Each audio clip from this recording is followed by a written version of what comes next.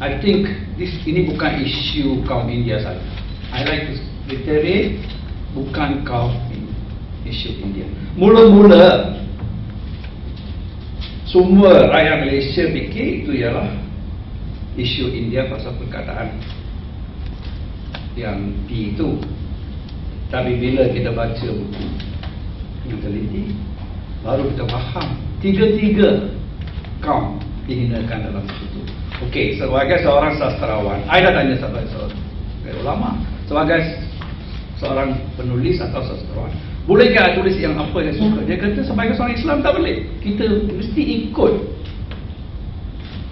sebagai seorang Islam. Okey, sebagai satu novel yang dia ada di kedai buku ke mana-mana itu, kita tak ada masalah. Cuma kita tak nak buku ini ke sekolah. This will never bring unity among ketiga-tiga bangsa.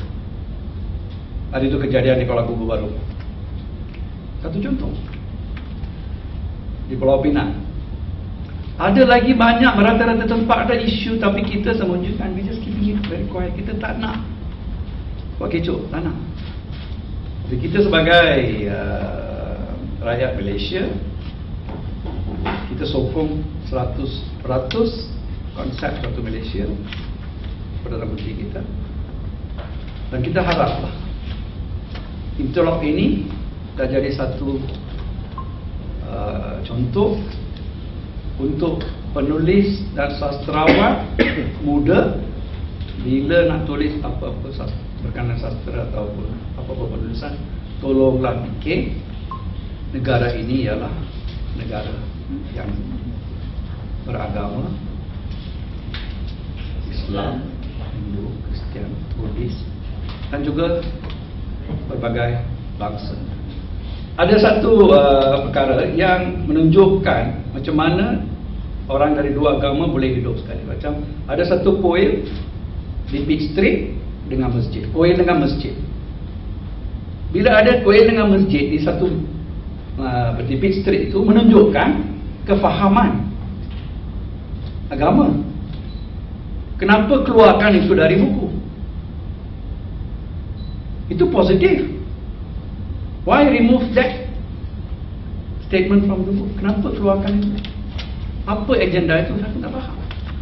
Saya dah tulis surat kepada Yang Berhormat Senator Major Jeneral Datuk Seri Jamil Khair bin Bahrul, Menteri di Jabatan Perdana Menteri, kepada Yang Berbahagia Datuk Seri Dr. Abdullah Muhammad Azim, Penasihat Agama kepada Yang Berhormat Perdana Menteri, dan kepada 3 mufti.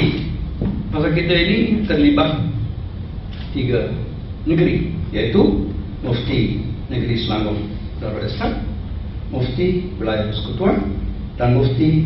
Saya dah bagi bukti dari Al-Quran. So saya tak nak dengar cerita lah. Jika dia nak tak setuju, bagi bukti dari Al-Quran. Timbalan Perdana Menteri dan Menteri Pendidikan dah sebut ada banyak isu-isu yang kecil, macam perkataan Tuhan yang kita ada isu, kita rasa kenapa pakai T, capital T, tapi dalam ini ada small t. Mungkin dia tak faham, ataupun kita tak boleh pakai untuk Tuhan yang small t itu. Orang India yang beragama Hindu seperti saya umpamanya, untuk kita setiap upacara adat memang terikat dengan agama. Umpamanya ikat tali semasa upacara perkahwinan. Untuk kita upacara itu begitu dijunjungi dan begitu suci. Kalau awak menghina adat resam kita, kata iaitu begitu tidak makna dan begitu tidak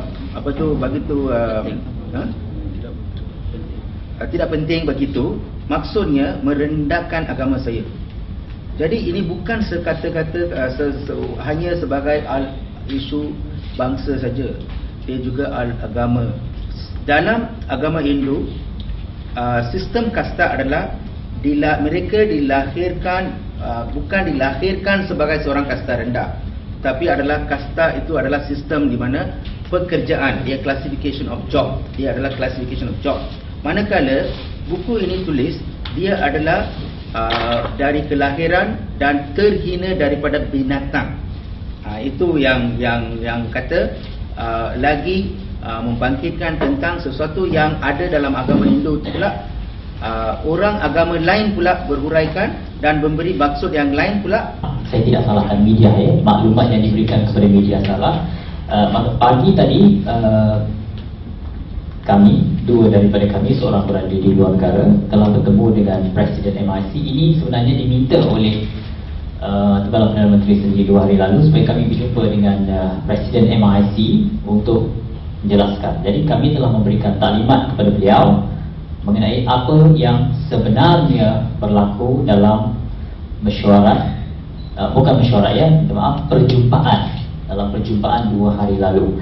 Dan dalam perakuan pindaan yang diperlakukan oleh panel bebas yang diserahkan kepada Menteri Pelajaran, sudah dinyatakan bahawa ketiga-tiga wakil kaum India mahu supaya pindaan yang disarankan itu dilakukan, dan sekiranya pindaan itu tidak dilakukan, maka Nobel perlu ditarik balik.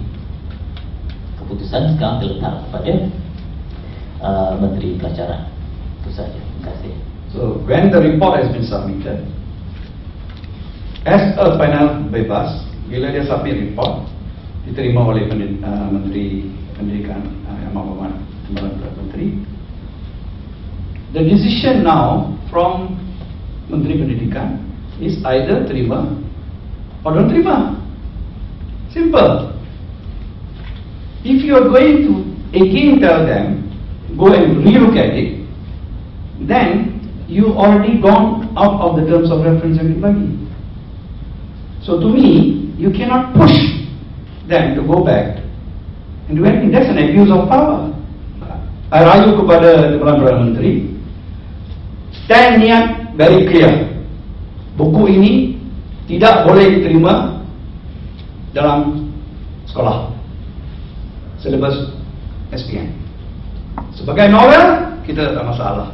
Faham satu saja. Kita tak ada orang apa tu accuse ni, orang ini mempolitisasikan ini. Tak ada. Kita bukan mempolitisasi ini. Kita tak ada agenda politik ini. Jika nak politisasi ini, cara kita lain. Sampai sekarang, Pakatan yang panggil kita untuk briefing dah berapa kali dah orang panggil? Kita tak pergi. 3-4 kali dah panggil. Tapi hari Isnin, bila diorang bagi last week panggil kita, kata tolong datang brief semua ahli parlimen Pakatan. Council dia buat keputusan.